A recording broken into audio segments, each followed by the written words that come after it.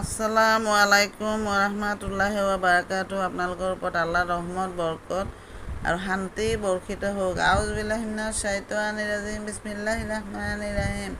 খেতা খোৱা শয়তানৰ প্ৰচলনিৰ পৰা আল্লাহ তুমি আমাক ৰক্ষা কৰা। পৰম কৰুণাময় পৰম দয়ালু আল্লাহ তাআলাৰ নামত আৰম্ভ কৰা। আজি আজি মোৰ মৰমৰ আম্মাৰ গজলৰ পৰৱৰ্তী অংশ পঢ়ি শুনাব খুজিছোঁ।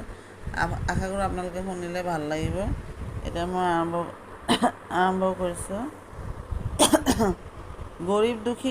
গৰীব দুখী ফকীৰ মিস্কিন দেখিলে কৰিবে না ঘিন, খয়ৰাত কৰিলে ফিৰাইয়া পাইবে হাসরের দিন। মৃত্যুর সময় যখন উপস্থিত হইবে, আজরাইল ফিরিস্তা আসিয়া হাজির হবে। গুনাহগারে জান নিবে টানিয়া ছিঁড়িয়া, নেককারে জান নিবে আদর করিয়া। গোসল করাইয়া পিন্ধাইবেন কাফন, আতর গোলাপ দিয়া করিবে যতন। কবরতে লইয়া যাইবে ধরিয়া চারজন, মাটি দিয়া মানুষগুলো সরিবে যখন।